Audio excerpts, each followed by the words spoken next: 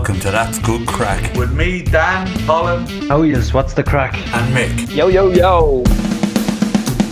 Listen to our podcast every Wednesday. And we are live. You're welcome to the smooth sounds of Wake Danny Up. No, we can just cut it, man. I'm joking. Okay, so... testing. I'm not cutting that, man. That's fucking gold. That is. 1, 2, 1, 2. Testing. Danny's gonna cut this shit out. So, welcome to podcast 7 of That's Good Crack. Live. Well, we're not actually live, are we? Maybe we should start being live. That'd be kind of. Anyway, we're super excited to be here again for the 6th time. That's pretty awesome. How you doing, Michael? AKA Mick. And utterly fantastic.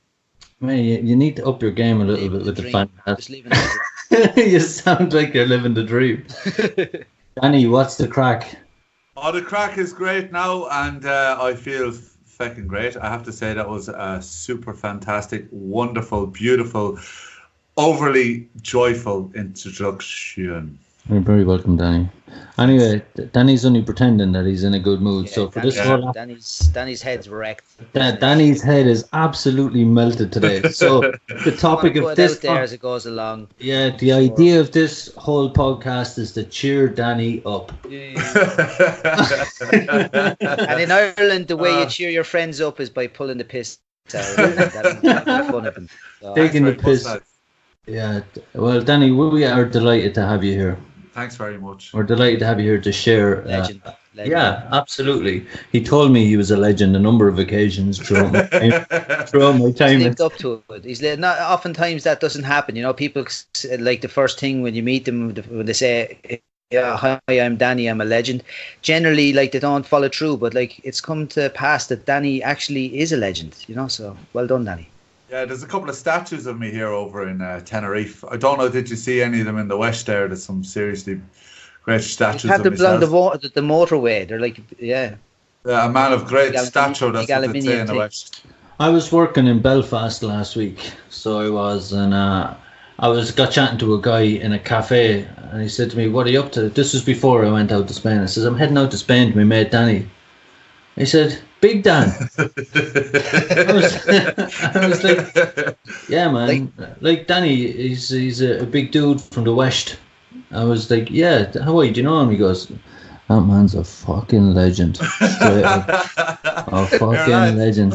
He's a man amongst men." Big Danny man. Oh. Yeah, lads, I can't wait until you have a fucking bad day, and that's the truth. Oh, it's one of those days, man. You know what I mean? And we're talking about. I mean, the whole podcast in the past so far, we've been literally talking about fucking, you know, how we experience life and how life changes when you stop drinking and drugging, and life doesn't stop. Do you know what I mean? And I've had just basically one of those days where the shit has just piled up, and it's good having you lads taking the piss out of me to kind of lighten it up a bit, because I swear to God, lads, honestly, I have to say I do take myself awful seriously sometimes. You know what I mean? I'd be just like today. I was just like letting everything get to me. You know what I mean? And it's funny. You can just let life get to you, and it's good that you're taking a piss. And yeah, just for everyone, yeah, it is true. I am a legend. Just so you know. Confirmed it, and people have voted in Ireland down the west.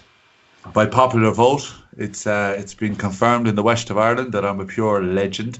But anyways, yeah, so it's just one of those days. But I think one of the things we were discussing about just before we came on to this podcast was about travel and the experiences we had traveling. And I was thinking, when we started talking about it, I was thinking, and I'm going to throw this to you guys first, because as you said, this podcast is about cheering Daniel up. So I want to hear from you guys the most weirdest, strangest situation you've got yourself in while traveling without drinking drugs. Well, I'm going to throw it out there. I've experienced a few of those with Mick, and to be honest with you, I don't really want to throw it out for popular consumption just yet. But we were literally just talking about this stuff yesterday, Mick, weren't we? Yeah. Had a barbecue and we were reminiscing of some of our travels. Enjoying the Irish sunshine, that rarity. Let's hope it continues. But yeah, no, especially being over there with you last week, Danny, in Spain. I wouldn't exactly call it traveling as such, but it just got me thinking about the difference now in traveling compared to when I was traveling when I was drinking, say, you know. And I really, really enjoy our version of it today more than the version I used to have before. So even like, you know, enjoying, we were talking previously about this, enjoying the simple things in life and a simplistic approach to just hanging out and not feeling the pressure that you should be doing more, you know, like even though we're in Tenerife, just hanging out for hours, like hanging out with one of our mutual friends that just told him to bring everything on the menu. Literally, just bring it all out. You know, I'm still recovering from that amount of food that I ate last week. I had all the best plans of fasting and dieting while I was out there, and it kind of went out the window about an hour after I landed. But man, I'm still full after that trip. Like the amount of food we ate while you guys were here was just phenomenal. Like, you know. And yeah, but I'm still intrigued to know what funny situations have happened in your life since you give up drink. I'll give you well, it's not really a weird or mad situation, but you know, traveling across. I've done one of my favorite kind of trips in. Since I've given up drinking drugs was I like road trips. I don't know if you've done much of them, lads, yourselves, but you know, getting it on a bike or in a car and just traveling across Europe. Like one of the ones that stands out for me was just like literally driving the motorbike from Ireland down to Porto in Portugal, and just so many cool adventures on the way. And as you said, Colin, like a completely different experience to when I was drinking. In that, number one, I remember it all. Number two, you appreciate different things on the journey than you would normally. You know what I mean? Good food, good laughs, situations that you get yourself in, and just like even the different cultures, like, and the differences that, because when I was traveling then, I can speak a little bit of Spanish now to get me by. But then obviously I had no languages, and literally the way of communicating, well, one of the lads was with us. He thought the best way to communicate to people who didn't speak their language was just shout louder in English. You know what I mean? Speak in an Irish version of a Spanish accent, but still speak in English. No understande. Sorry-o, no entiendio. It's so funny because we actually do that. Gracias. No, but just you're talking about stories, Danny. I suppose thinking back to traveling while I was carrying on, you know what I mean? I was, you know, in places like Malaysia, and you're signing cards on the way in that, like, basically things that I was doing on a daily basis, like you get 20 years in jail for and hung, you know what I mean? And lucky to kind of get out of the country without one of those things happening. But like when we went traveling, we were in, remember early days going through Eastern Europe. And I hadn't a lot of money at the time, you know, so when we went to get some clothes for traveling, went to the local pennies. That's for anyone that's listening, that's kind of like the, you know, the cheapest place you can kind of buy clothes around, you know. It's just gathered up a lot of t-shirts. In Ireland, I gathered up a lot of t-shirts. And as we were traveling along, there wasn't any washing being done, so I was just pulling my t-shirts out. I was going day by day. And one of the days, anyway, I was walking down the street in Lithuania, and I was getting all these weird looks. You know, some people were kind of smirking, other people were looking really serious at me. And I actually had a Che Guevara t-shirt on. You know, I didn't actually realize anything about communism. I didn't realize anything about their history or their past. You know what I mean? They were part of the Soviet Union and all that, you know.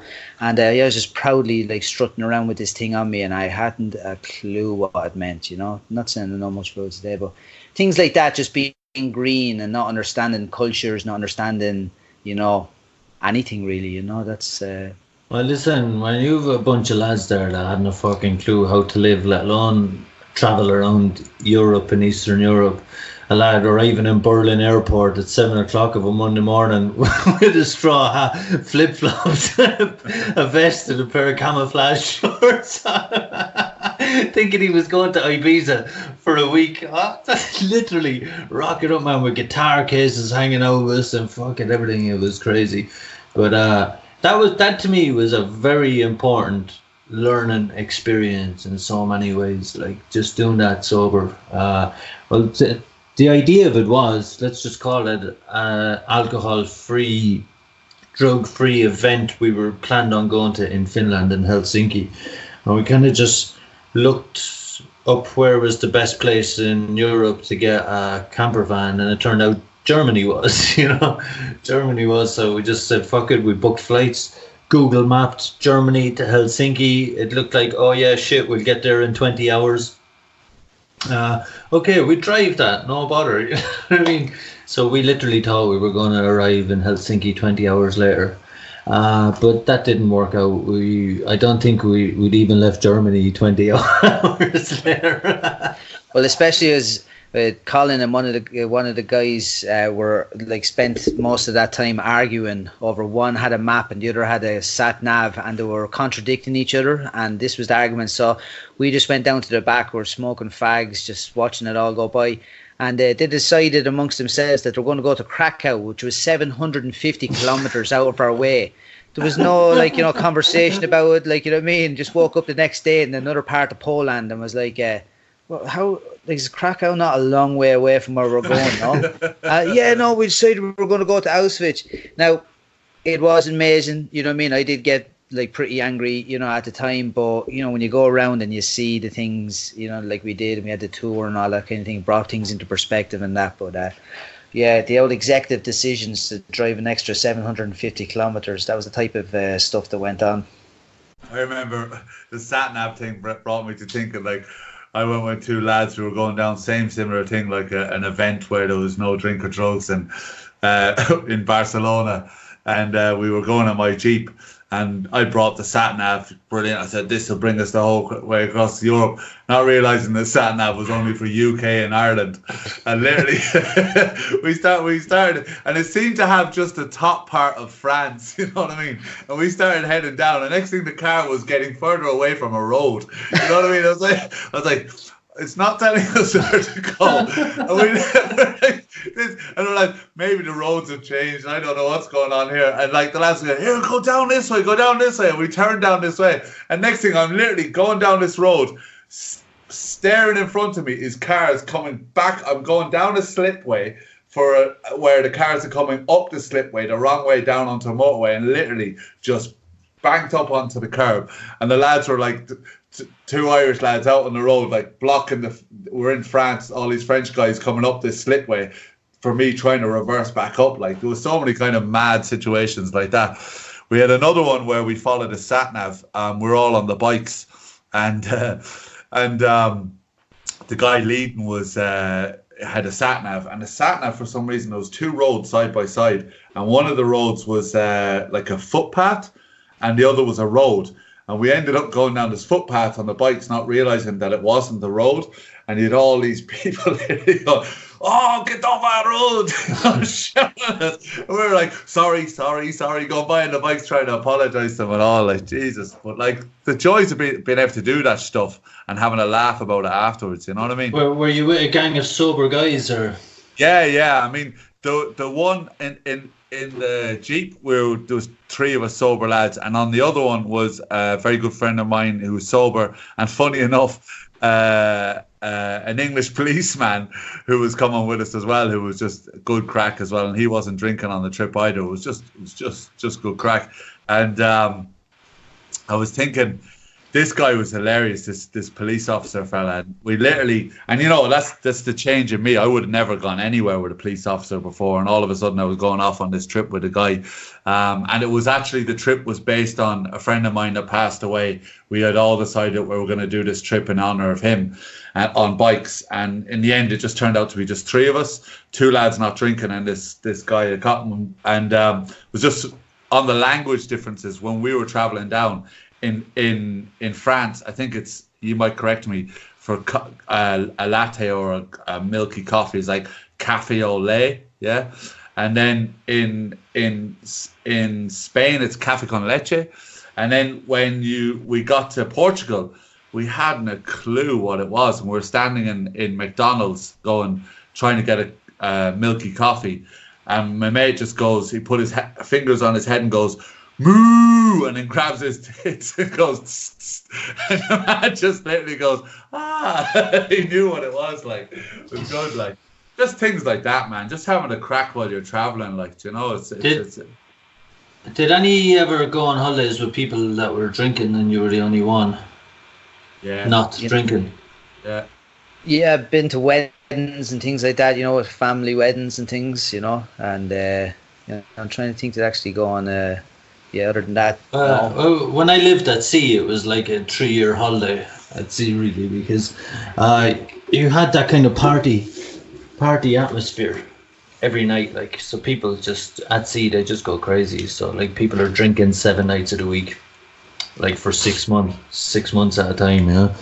And I just always, it's quite funny because I was very confident in myself at the time, and I was very secure in the fact that I don't drink, and that, you know, I didn't want to drink.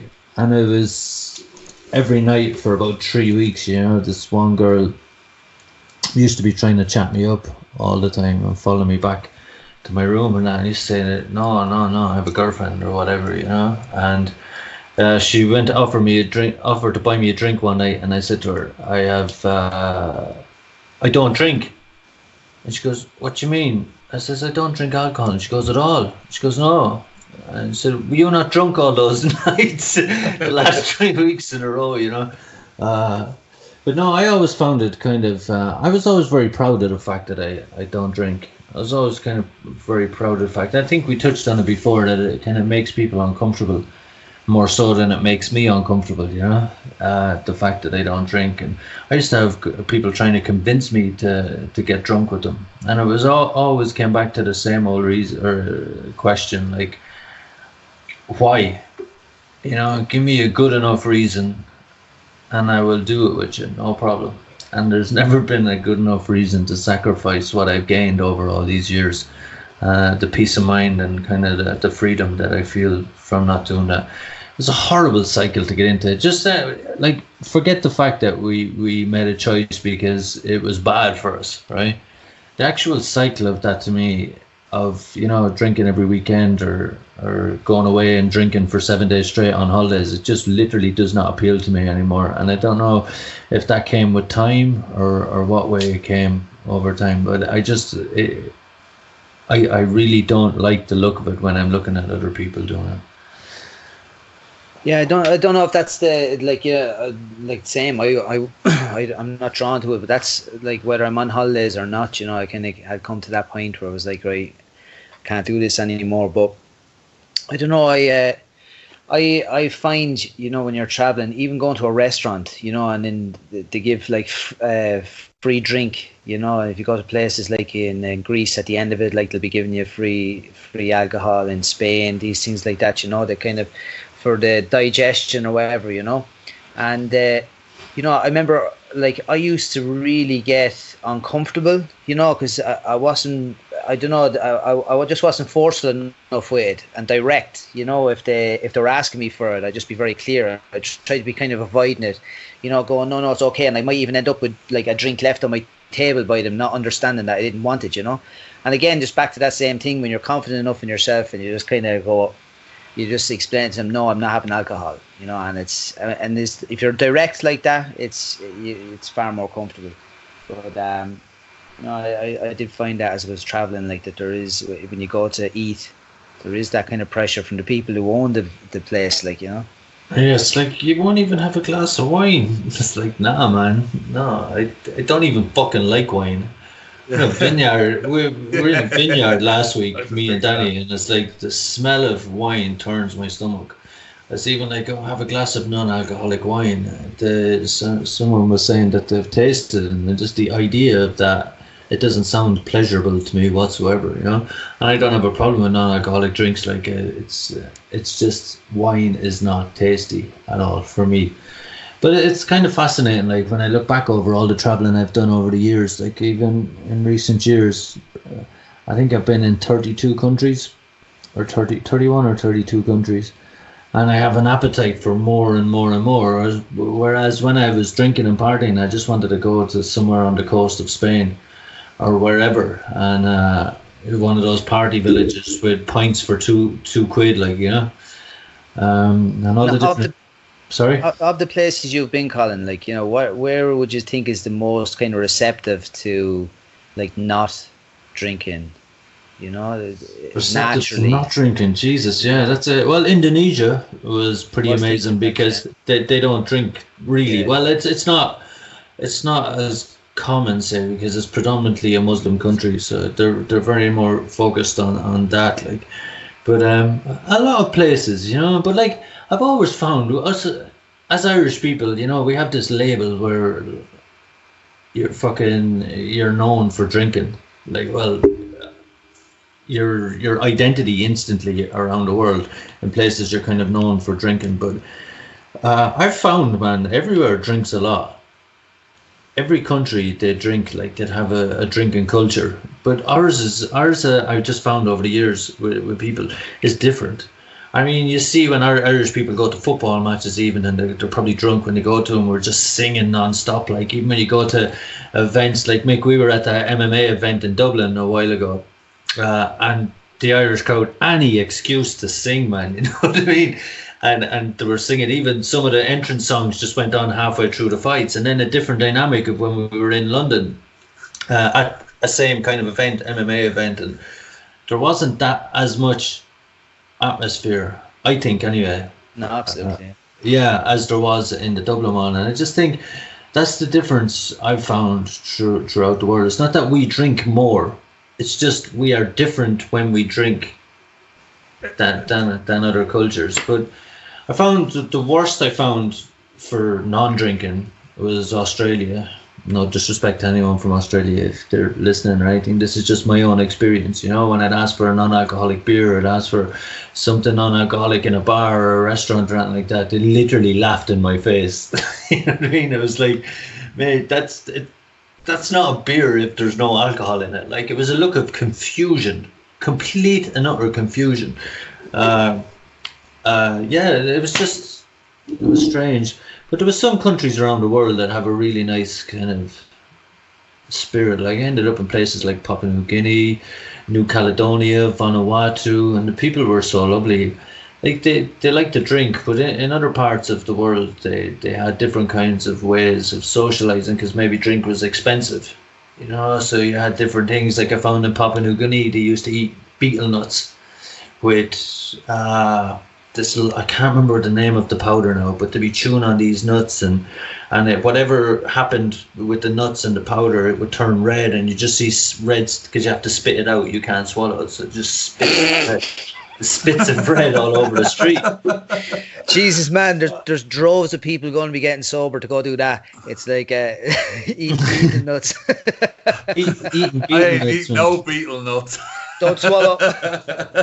It's crazy. Like, there's so many stuff that we've never heard of that people use to get high, like that you just pull from the natural environment. You know what I mean? That you wouldn't even think of, like, or we would have never come across, because I don't know, for one reason or another, maybe we don't have the climate to grow these exotic things. But I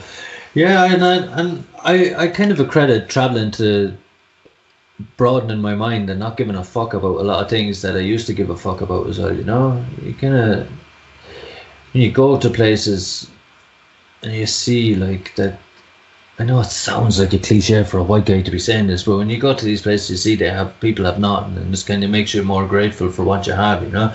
But it truly did, like, at times, in basic stuff. You know, I even remember in Papua New Guinea one time when I was coming onto the shore.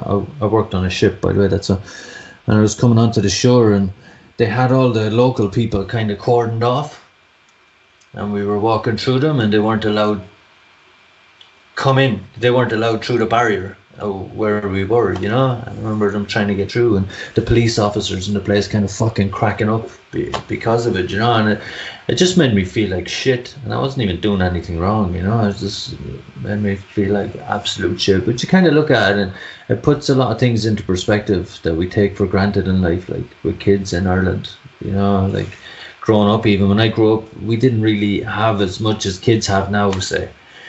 You know, but still I had a lot more than what these people had. I know that kind of went off on a tangent, but it just got me thinking about traveling, you know. And I got to experience all that stuff because there was no alcohol involved in it. I didn't give a fuck about just lying on the white sandy beaches, you know. I was always off and always looking to meet people from the local community, and I kind of did. I ended up in people's houses in Tonga, and fucking there was times when I thought, oh my God, Colin, you've done it this time. That's it. You know, I got off a ship in Tonga and I was kind of looking for something to do for the day that wasn't drinking, because that's what most people do. It's kind of hilarious, actually, because people on the ships, when they have a night off or whatever, they usually find a bar in the place, in the town, and everyone from the ship goes to that exact same bar. So it's like just being in the bar on the ship, but just on land. So I used to always try to deviate off a little bit, and I remember this time fucking meeting this guy at the market, and he goes, oh, come on, I'll bring you off for the day. And usually I just follow my energy. I don't know if you can relate to that, where you just, you know, that's kind of always how I've lived my life, is just follow energy. So I jumped into his car. I hadn't a fucking clue where we were going all of a sudden, and I had brought some girl with me, an American friend of mine, and we're heading out these back roads into fucking jungle. It was just becoming more and more jungle, and all of a sudden I'm seeing lads walking down the streets with machetes, big blades and everything. I'm like, no one even knew where I was, like, you know what I mean? And I'm sitting in the back of the car apologizing to the girl that's with me, because I thought to myself, you know what, mate, you've done it this time. This is it. I've got away with so much shit of just ending up in random places and around the world, and I was like, that's it, you've fucking done it this time. But it ended up being one of the most beautiful experiences of my life. He brought me to his house. We sat on the porch eating dinner, like traditional food from Tonga, and just chatting. And you know, man, I'd never have anything like that if I was drinking, because I would have been gone to the bar, you know, literally, and done it. Now, they're only memories now, but it was kind of, it's nice to be free from that want to just get drunk everywhere you go, you know. Isn't it hilarious, don't you talk about that?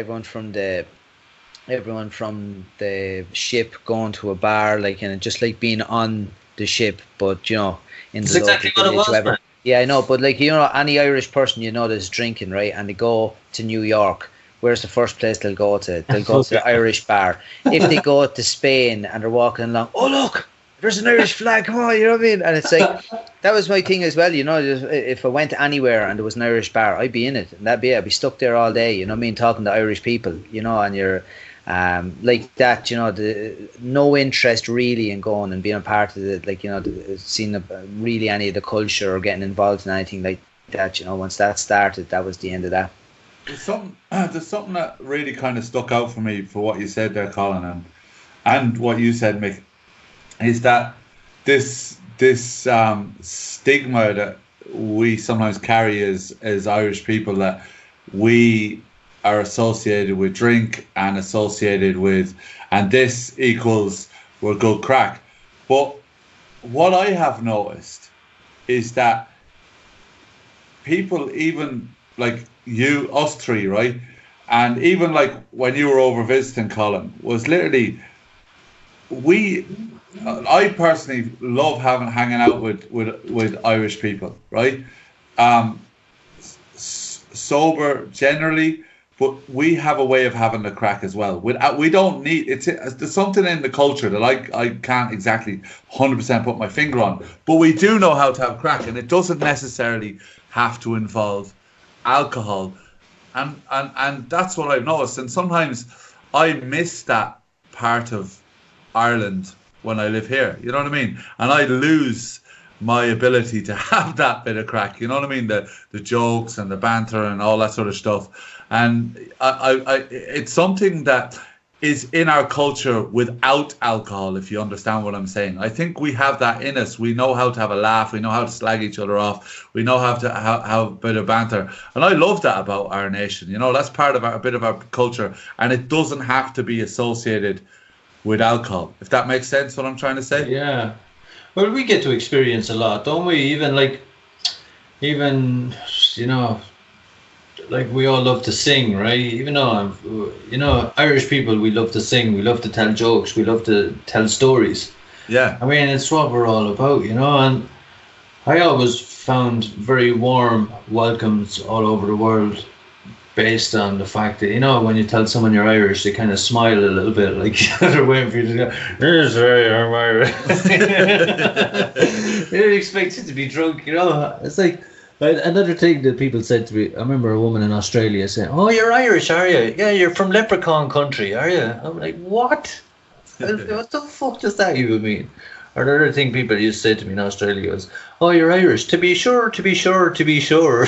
I remember thinking, I was like, yeah, I'm pretty sure, because I didn't know what they were on about first. I thought there was something wrong with one woman, like, you know what I mean? It was like, I didn't want to say it because I didn't want to be mean, but someone told me it was on some Leprechaun movie or something like that. Darby O'Gill. Yeah, well, it's definitely something that what you said there. You know what I mean? I noticed like locals here, like they'll say to me, you know, where you're from, and I'll say I'm Irish, and straight away there's a bit of banter. Like the other day I was out on the bike with a couple of lads, and two other nationalities. And one of the lads, we're all stopped by the police, yeah, the Guardia Civil, and it was like real serious, you know what I mean, dead serious. Like, went up to the first guy, said, "Look, license, you know, get everything out," and you know, still very serious. He came to me. He says, and I handed him my license, and it was an Irish license. And he goes, "Oh, tu Irlandese," and he started having a crack with me. You know what I mean? He was joking. He goes, "Irlandese, Isla muy bonita," was basically saying Ireland's a beautiful country, and they were just having a laugh. And I was like, going through my papers, handing to him, and he goes, "Don't worry about it, on you go." Like, you know what I mean? Just completely different, like softened. And we kind of have that, like without alcohol, we travel. You know, there's a nice nature, I think, about Irish people. Do you know what I mean? That like, unfortunately, people sometimes link it with alcohol, but I truly think that it's something in the culture that, as you said, Colin, the storytelling, the laugh, the music. I mean, just listening to Irish music obviously living away from Ireland, and I think maybe Colin, you'll identify with this as well, and Mick possibly as well, is that when you're living away from Ireland, you tend to grab onto your culture more. You listen to, you know what I mean? You listen to Irish music more. You listen to things because to keep that connection with your roots, if that makes sense. And it kind of happens organically, doesn't it? Yeah. I never made a conscious choice, but all of a sudden my Spotify playlist was full of rebel songs. "Oh, come out, ye black and tans." It wasn't about the content, Mick. You can't make it. We're all on video chat here at the minute, and Mick is pulling these mad faces like I've said something wrong. They're fucking great songs, okay? It's like when people go to Temple Bar. When people go to Temple Bar in Dublin, like tourists, you go into these bars in Temple Bar in Dublin, and they're absolutely full to the gills of tourists. And all those songs are about, you know, they're rebel songs talking about fighting the occupiers and all this kind of stuff. And people are having the best time ever. Because even when we're in bad moods, or not bad moods, but even when we're kind of singing about rebellions and all, so it's still good fun. I won't feel bad about saying that. Cool. Oh, and the country. But no, so the moral of the story is we're free, we're having a good time, we're able to do whatever we want, and it's great, man. It's absolutely fucking brilliant, you know, all the different things that we get to do in life because we gave up drinking drugs. And I'm sure I would never experience none of it if I didn't, you know. And that's important, like, for, you know, I know we have some people that listen to the podcast that are only like clean a very short while, and it's important to know everything takes time. Everything takes time. It's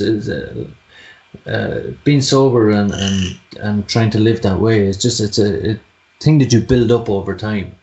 I didn't walk. I didn't stop drinking, and then 2 days later, I was in Papua New Guinea climbing volcanoes. You know what I mean? Or all this kind of stuff. It was like a patient build-up over time of doing the right thing constantly, always being honest with myself. You know, and I think that the honesty was the big part, and being honest with myself about, you know, where I'm at with things, and am I comfortable? Should I be here? You know, or should I not? Here, man, look, after 6 months, man, right, I went to Athlone. You know what I mean? I rocked it out in Athlone. I went on a big trip to Athlone. Crazy stuff. Mad bastard. Yeah, I know. It was unreal. Just thinking about it, like, you know what I mean, how full things get. You know, the weekend there on, like, Friday night, I was up to Dublin for a gig with my partner. You know, we were at another gig then. What night did we go to that gig, Colin? It's Easter Sunday. Easter Sunday. And who'd you see, lads? Barbecue yesterday. Barbecue yesterday. The family and friends over. Colin and his partner come over as well. And, you know, full times, really fun times, you know. Mark Geary was Friday night, Danny. And a fantastic singer-songwriter, lads. You know, look him up. And... yeah, it was actually an Oasis tribute band we went to on Sunday night.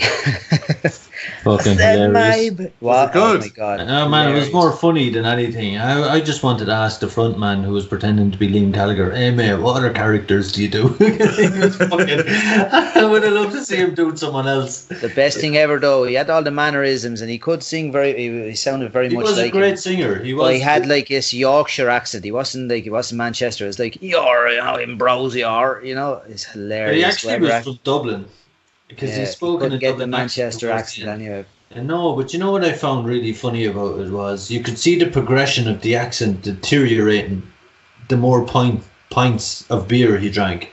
He was slaughtering those pints left, right and centre. No disrespect if that guy ever hears this or anything like that, but it fucking got worse to the point where it's just like wah, wah, wah, wah, wah, wah. That's what it kind of sounded like towards the end. Am I right, Mick? Absolutely, and then as we have talked about before, that ability to be able to leave when you want to, I started to hear that yeah, and I was like, okay, chat you later, gonna head home. You know what I mean? But you know, it was good. It was good crack. It was. That brings it to the whole battle, lads. The Oasis or Blur. I like Oasis. Mick? Yeah, it's like I at the time definitely I would have went with Oasis. You know, there's some great songs. Hey Danny, can I ask you a question? Go on. Have we cheered you up a bit? I'm a little bit better than I was now, lads. I have to say it's done a good job now. I have to say it. You don't look like a miserable fucker anymore. So that was. He looks a bit happier, doesn't he, Mick? He does. He has lifted a bit, all right. Because Danny, we love you. Thanks, brother. I love you too, guys. I love you too. Warm virtual group hug thing. No, that's just making me feel uncomfortable. Don't forget to subscribe to That's Good Crack on iTunes, Spotify, Podbean, and wherever you're listening to it right now.